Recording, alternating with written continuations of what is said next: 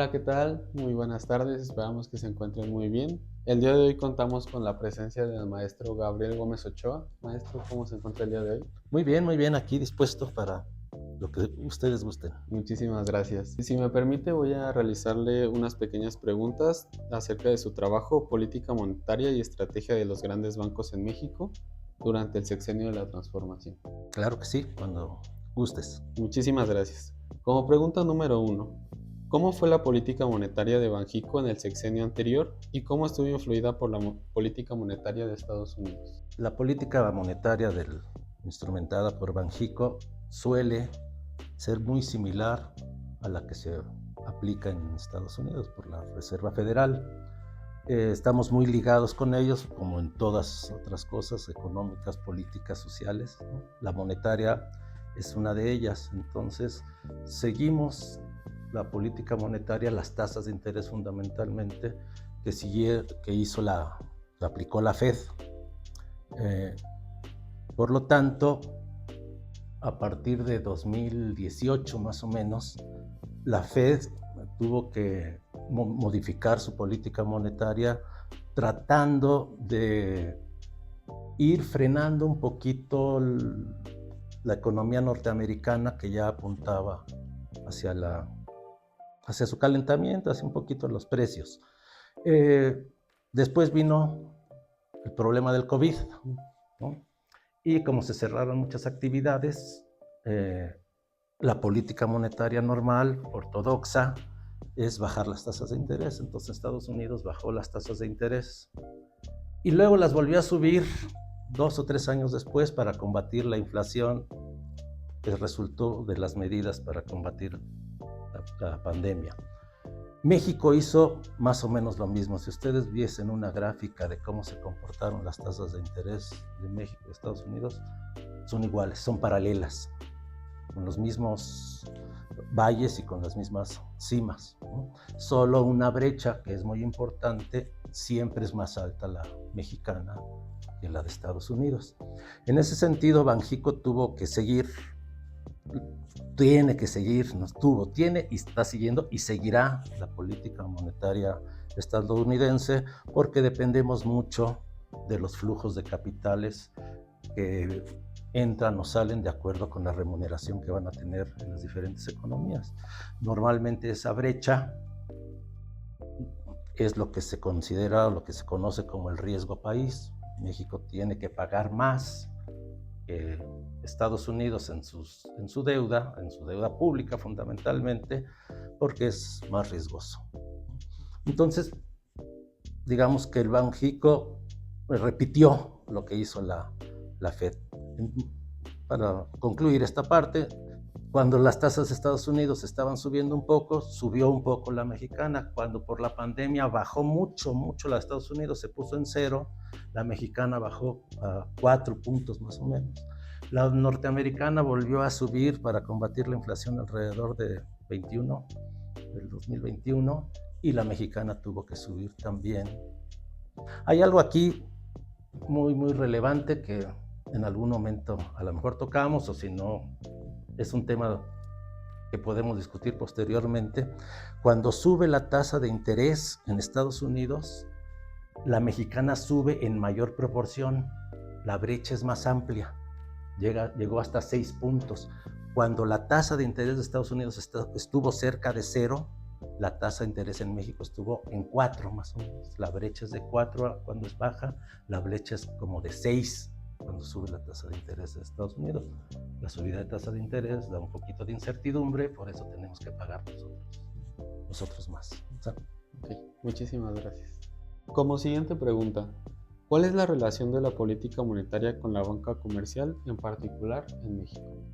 Ustedes saben, seguramente saben, que la política monetaria tiene varios canales de transmisión. Digamos, el instrumento principal de la política monetaria dominante en el mundo es la tasa de interés de muy corto plazo. Entonces, la tasa de interés que mueve cualquier banco central se tiene que transmitir a la economía para afectar la demanda agregada.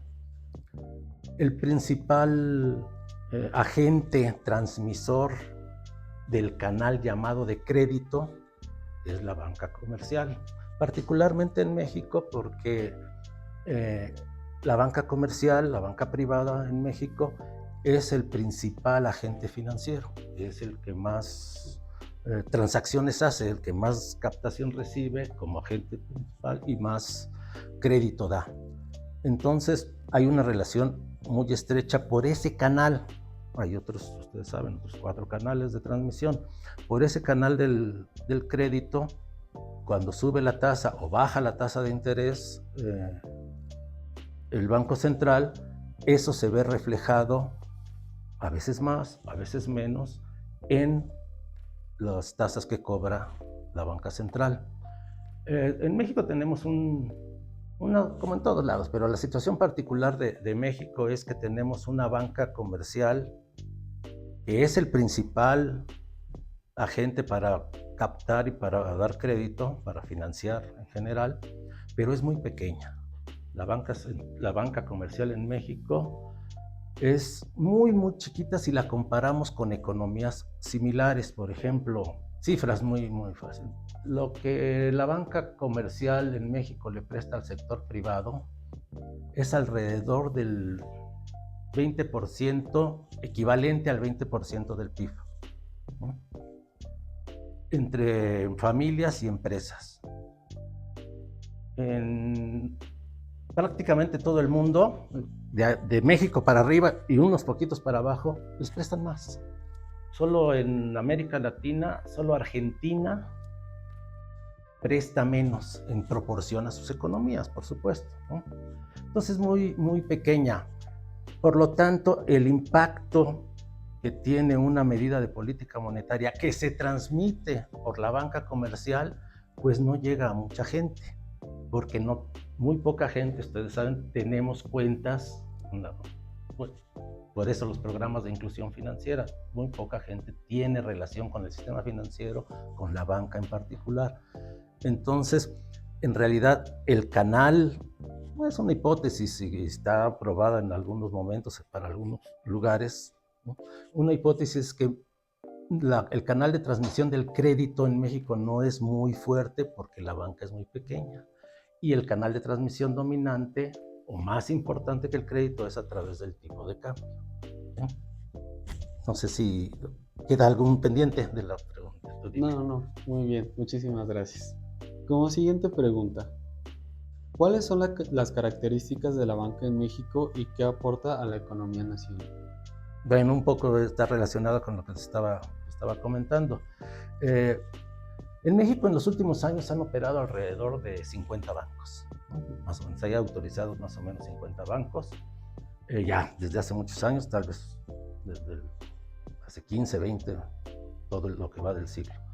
De esos 50 bancos que operan, han salido algunos, han entrado otros, hoy se están autorizando algún tipo de banco distinto, ustedes saben, un poquito más sin sucursales, ¿no? Pero de esos 50 bancos en México, hay 7 que la misma Comisión Bancaria clasifica como los más grandes, los más importantes. Esos 7 concentran alrededor del 75-80% de todas las transacciones bancarias. Son los principales renglones de las transacciones bancarias, ¿no? Tanto de créditos como de financiamiento por otros medios, compra de valores y las formas distintas de captación. De esos 7, 5 son extranjeros. Son de los bancos extranjeros son de los más prestigiados en el mundo. Digamos, tenemos una banca de marcas prestigiadas, ¿no?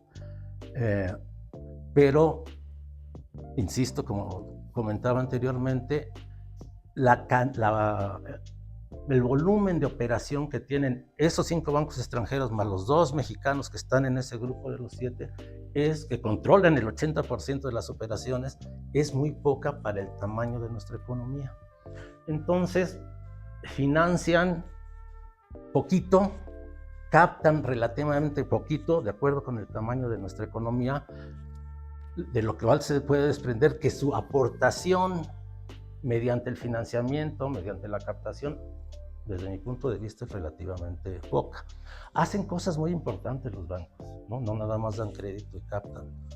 Tal vez algunos autores sostienen que lo más importante es que producen mucha información y otros que administran, manejan, operan el sistema de pagos, ¿no? Nosotros, todas nuestras transacciones que hacemos, salvo las que pagamos en efectivo, que cada vez es menos, las hacemos con dinero bancario, dinero de algún banco privado, ¿no? En ese sentido, aportan mucho. Yo creo que el sistema de pagos en México es razonablemente bueno. Muy pocas veces no nos admiten nuestra tarjeta, muy pocas veces se cae el sistema. El sistema de pagos es bueno. Pero somos pocos, en términos relativos, los que podemos hacer todas nuestras transacciones mediante pagos con dinero bancario. Todavía se hacen muchas transacciones en efectivo en este país. Entonces, esos bancos, en general el sistema bancario, pero particularmente esos bancos grandes, concentran esa cantidad de operaciones, son muy rentables, tienen utilidades muy altas, están sólidos, digamos, tienen capital suficiente, no son riesgosos. Ustedes vieron, no les pasó nada en la crisis financiera global, no se vio afectado el sistema bancario mexicano cuando se vio el del mundo. Al contrario, los bancos mexicanos filiales del exterior les mandaron recursos a sus matrices. No se vio afectado, no quebraron bancos con el problema de la pandemia. Eso se debe a que la banca está sólida, tiene mucho capital y tiene muchas reservas suficientes para hacer frente a los riesgos. Tiene liquidez suficiente. Si vamos a nosotros, hay una corrida bancaria, tienen suficiente liquidez para pagar. El gran problema es que son muy pequeños. Entonces, una posible corolario a estas ideas es que tenemos una banca muy pequeña, concentrada, dominada por unos cuantos bancos de procedencia fundamentalmente extranjera, muy rentable, ¿no? Pero que ofrece poco en términos relativos o menos de lo que debería de ofrecer a la economía nacional. Sí, muy bien, muchísimas gracias. Como siguiente pregunta, ¿cuáles fueron los resultados para la banca y la economía de esa forma enfrentar las dificultades económicas en el sexenio anterior? El sexenio anterior, en particular por los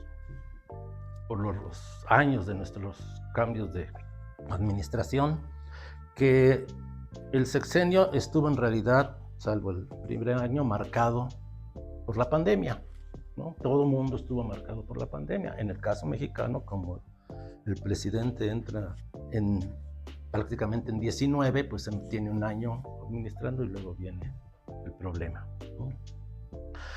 Los bancos redujeron sus utilidades a la mitad en su conjunto en el año de la pandemia, 2020, ¿no? Pero para 2021 ya habían recuperado el nivel de rentabilidad que tuvieron antes de la pandemia. Y para 2022, 2023 y 2024 incrementaron sus utilidades. O sea, fue un estupendo sexenio para la banca, a pesar de la pandemia, a pesar de que 2020 se redujeron sustancialmente a la mitad. No perdieron, no, se redujeron, que ya es bastante, ¿no? No perder. Esto pues podría parecer hasta paradójico por la orientación ideológica del régimen, ¿no? Pero al final, 6 años de esta administración anterior, los bancos obtuvieron la mayor rentabilidad de lo que va del siglo en ese sexenio, ¿no? La mayor cantidad de dinero, de ganancias, de utilidades en pesos de lo que habían hecho en su historia, ¿no? Entonces, les fue muy bien. Sí. Les fue muy bien, a pesar de que parecería que al principio pues tal vez no era lo que esperábamos, ¿no? Les fue muy bien. Ok, muchísimas gracias. Como siguiente pregunta, ¿cuáles serían las principales conclusiones del desempeño de la banca en estos últimos años? En este aspecto quiero resaltar su fortaleza en 2 sentidos. financiera y política. Los bancos, déjame hacerte un poquito de historia. Hace 30 años, 31 años, en la crisis del 94, el efecto tequila y todo eso que ustedes conocen bien, quebró el sistema bancario mexicano. Quebró. Tuvo que ser rescatado, nacionalizado, desaparecidos muchos, fusiones, etcétera, ¿no? Y después, para echarlo a andar otra vez, hubo dificultades para conseguir quien comprara unos bancos que estaban quebrados. Los que podían comprar los mejores bancos, los mayores bancos. Estoy haciendo una reduccionista un poquito porque no es clase de historia de bancos. Para poder restablecer el sistema bancario mexicano, los principales actores se fusionaron, se juntaron, pero se vendieron a firmas extranjeras. En ese entonces, el régimen del doctor Zedillo era frágil, no tenía recursos, tuvieron que buscar recursos en muchos lados. Los bancos se vendieron finalmente a empresas, insisto, prestigiadas del exterior, a bancos del exterior, que terminaron conformando un grupo de poder muy fuerte, ¿no? Más los otros bancos, los mexicanos, que también tienen lo suyo. La banca más o menos hasta el 2003, 2004, era todavía más chica, tal vez la mitad. Si hoy estoy diciendo que es chica, tal vez al principio del siglo era mucho más chica, mucho más, ¿no? Entonces se le tuvo que dar opciones de negocio para que crecieran. Eso hizo que se constituyera un grupo muy fuerte, un grupo de interés muy fuerte, ¿no? Hoy tenemos entonces un grupo de interés que pudo, ustedes no se van a acordar porque debe haber estado en prepa, pero al inicio del sexenio del presidente López Obrador, antes de que entrara él al poder, de que asumiera el poder, ya había asumido el poder legislativo. En septiembre unos, en diciembre otros. Y una de las primeras propuestas en el Senado fue que a los bancos se les limitara, se les regulara, se les controlara, sobre todo o principalmente lo que cobran por comisiones, y incluso hasta se sugería en esa propuesta algunas tasas de interés, tanto de las que pagan como de las que cobran. Surgió del Senado un día, no consultaron, no hubo negociaciones previas y la Bolsa Mexicana de Valores cayó, no recuerdo bien exactamente, casi un 8% al día siguiente, ¿no? Caída que estuvo encabezada por las acciones de los grupos financieros. El presidente electo en ese momento, López Obrador, ante entrevista de los medios, se deslindó y dijo: yo no dije nada, esta es una propuesta del Senado, ¿no? Al día siguiente de esa declaración, el senador que había hecho la propuesta, el líder de la Cámara, dijo: ay, disculpen, lo vamos a revisar con más calma, ¿no? ¿Ustedes se acuerdan de que se haya aprobado alguna ley en ese sentido? No, se quedó archivada, guardadita, allá de estar en el escritorio de Monreal, pues, no hay que decir el nombre, ¿no? Esa es una demostración, desde mi punto de vista, del poder que tiene ese grupo de interés. Déjenme decirles de dónde se deriva, entre otras cosas, este poder. Nace de una necesidad del sistema bancario mexicano de fortalecerse. Eso fortaleció un pequeño grupo que, insisto, son muy buenos bancos y en México actúan como les dejamos que actúen. Ese grupo de bancos, además de dar crédito y de recibir depósitos, también es el principal agente o de los principales agentes. Hay muchas casas de bolsa. Como grupo es el principal agente que hace las operaciones con los títulos públicos, ¿no? la venta y la compra de todos los títulos públicos, de los CETES, de los bonos, etc., la mayor parte, buena parte, pasa por los bancos. Es decir, pueden hasta afectar el precio. Pueden alterar la política monetaria, pueden obstaculizar o no la transmisión de la política monetaria, porque es el principal agente que da crédito y depósitos y puede seguir o no lo que diga Banxico. ¿Sí me explico? Sí. Entonces, se convierte en un grupo de poder muy fuerte con el que más conviene, desde el punto de vista oficial, no meterse, tener una sana convivencia. De hecho, se necesitan entre ambos, ¿no? Los bancos necesitan a un gobierno que les regule y les deje tener las ganancias, les regule de acuerdo con sus intereses, y al gobierno le conviene porque son negociadores de sus títulos. La banca, casi el 30% de los activos de la banca están en inversiones en valores. Los valores son gubernamentales, fundamentalmente. Entonces la banca está financiando al gobierno, ¿no? Eso por una parte, pero además financieramente funcionan muy bien como empresas. Muy bien, tienen muy buenas utilidades, sin tener la gran producción, digamos, la escala de producción. Aquí el problema es que son buenas empresas desde el punto de vista del empresario, de los accionistas, pero no son buenas empresas desde el punto de vista de los requerimientos de la sociedad. Lo cual, pues habría que componer. Digo, ustedes han estudiado mucha teoría económica, lo ideal sería que la empresa consiguiera sus utilidades que debe de conseguir, satisfaciendo las necesidades de la sociedad, ¿no? Y todos felices.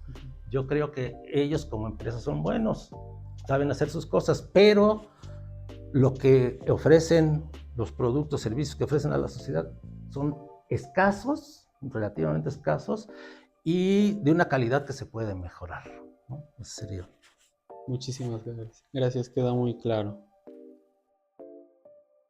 Como siguiente pregunta, ¿puede México mantener estabilidad monetaria en el control de precios sin tomar en cuenta la política de Estados Unidos? Yo creo que no. Yo creo que no, porque, digamos, esto que les comentaba hace rato, si ustedes ven una gráfica de las tasas de interés de política monetaria de la Fed y del Banco Central, tienen exactamente la misma trayectoria. No necesariamente, aunque sí hay mucha correlación, por lo menos en los últimos años, cuando aumentan los precios en Estados Unidos han aumentado también en México, y cuando bajan la inflación en Estados Unidos, baja un poquito después en México. Entonces, por suerte tal vez, porque tenemos un ciclo económico más o menos similar, la política económica que se aplica en Estados Unidos no es contradictoria a lo que nosotros necesitamos, también se necesitaría aplicar. Si en algún momento se desfasan los ciclos y ellos necesitan bajar su tasa de interés y nosotros subirla, no habría tanto problema, pero al revés sí habría problema. Si ellos necesitan subirla y nosotros bajarla, no la vamos a poder bajar, precisamente porque la entrada, salida de capitales y un precio fundamental, tal vez el más fundamental para nuestra economía, que es el tipo de cambio, podría verse alterado. Entonces la estabilidad monetaria estaría dada desde el punto de vista más conocido, normal, ortodoxo, pues, es estabilidad de precios, inflación, estabilidad en la tasa de interés, estabilidad en el tipo de cambio y en la entrada y salida de capitales, ¿no? Si nosotros nos distanciamos un poquito de la política monetaria en Estados Unidos, es muy probable que esos precios y esas variables no sean tan estables desde mi punto de vista. Muchísimas gracias. Como última pregunta, ¿en qué medida impacta la política monetaria del Banco Central en los bancos comerciales? Es decir, ¿cuál es el tiempo de reacción de respuesta de los bancos comerciales a la política monetaria? Aquí hay una cuestión muy interesante en el caso mexicano. Por supuesto, cuando el Banco Central modifica su tasa de interés, se modifican las demás tasas de interés. Es el chiste, si no, no funcionaría la política monetaria. En particular, las bancarias se mueven en dos sentidos. Primero, los activos bancarios, en general los principales activos bancarios son créditos y valores, ¿no? Invierte en prestarle a la gente y le firman un pagaré, o compra valores, que ya dijimos son principalmente gubernamentales. Cuando sube la tasa de interés, no le aumenta, normalmente no le aumenta en la parte de crédito, no es la reacción, no es inmediata, porque ya están firmados, muchos son a tasa fija. Pero en la parte de valores, sí, porque sabemos que cuando sube la tasa de interés, el precio de los valores disminuye y viceversa. Entonces, por ejemplo, una reducción en la tasa de interés inmediatamente hace que la cartera de valores de los bancos valga más, inmediatamente. Pero la cartera de crédito no se mueve, sino hasta que vuelven a dar crédito. Los nuevos créditos ya están a la nueva tasa de interés. Entonces los afecta en ese sentido en dos partes. Pero en el caso mexicano hay una situación muy interesante. Tomando en cuenta esta diferencia de velocidad de acomodamiento para el tipo de activo de los bancos, cuando empiezan a subir las tasas de interés en Estados Unidos y en todo el mundo para combatir la inflación, México también empieza a subirla, va atrás. Sube más que la norteamericana, bastante en términos proporcionales más. Y los bancos, haciendo alusión a ese poder financiero, de mercado que tienen y político, pudieron aprovechar esa subida de tasas en unas direcciones muy interesantes. Por ejemplo, redujeron la cantidad de préstamos que tienen, se vencieron muchos préstamos, no dieron más, y esa parte la metieron en valores, lo invirtieron en valores. Y pudieron en sus operaciones hacer más rentables los valores. Tienen poder de mercado, cobran más, tienen poder de determinar o definir o influir mucho en los precios. Cuando subieron las tasas de interés entonces en México para combatir la inflación, los bancos se fueron, para hacer un poquito más rápido esto, se fueron hacia su negocio que en ese momento les daba más y dejaron el negocio que les daba un poquito menos. Un ejemplo es la captación. La captación de los bancos es fundamentalmente en dos. Captación a la vista se llama, o de exigibilidad inmediata ponen, que es nuestra cuenta corriente. Nos depositan y pagamos con nuestra tarjeta o con nuestro teléfono, ¿no? Porque está a la vista. Y lo otro es depósito a plazo. Aparte de mi ingreso, a lo mejor lo puedo depositar 1 mes, a 2 meses, a 3 meses, con ese no puedo pagar. Y ese es un poquito más caro para los bancos. Si yo deposito a plazo, me dan una tasa de interés que debería de ser razonablemente buena para que yo deje mi dinero ahí. Pero si lo tengo a la vista, si lo tengo para poder pagar inmediatamente, entonces prácticamente no me dan interés, ¿no? Pues los bancos tienen un negocio, en México tienen un negocio muy flexible, porque pudieron cambiarse de depósitos a plazo que les salen caros, no totalmente, pero en muy buena proporción, de ese negocio que les sale un poquito más caro a el negocio que les sale más barato. Aumentaron los depósitos a la vista, se redujeron en términos relativos los de plazo. Se ahorraron ahí una feria. Para ser científicos, una feria, ¿no? Se ahorraron ahí un poquito de dinero. Y por el lado de los valores, por el lado de los préstamos, pudieron también subir sus tasas de interés, porque subió la tasa de interés. Pero también subieron algunos precios de los servicios que dan, porque no nada más dan crédito. Ustedes saben que cobran por muchos otros servicios. Dejaron de dar mucho crédito, subieron un poquito las tasas, dejaron de dar crédito, pero se cambiaron al negocio, al segmento de valores, o buena parte. Sigue siendo principalmente el crédito su negocio, pero en 22, en 23 se cambiaron hacia su segmento de valores, que en ese momento les daba más rentabilidad, porque las tasas son altas. Entonces, más que el impacto de la tasa de la política monetaria en los bancos es ver cuando bajan la aprovechan y cuando suben la aprovechan, porque tienen esa flexibilidad para hacer su negocio en un segmento, en otro o en otro. Son muy fuertes en su poder de mercado y han hecho muy flexible el negocio bancario en nuestro país. Por el otro lado, la parte muy interesante también, yo decía, del rezago. Cuando sube la tasa de interés o baja la tasa de interés Banxico, ¿cuánto se tarda en tener efecto? Eso depende de muchos lados, de muchas partes, y es un argumento de la economía ortodoxa. No por ser ortodoxa está mal, es un argumento muy atendible, de que si el Banco Central hoy aplica un instrumento de política monetaria como subir la tasa o bajar la tasa de interés, ¿en qué momento va a tener efecto?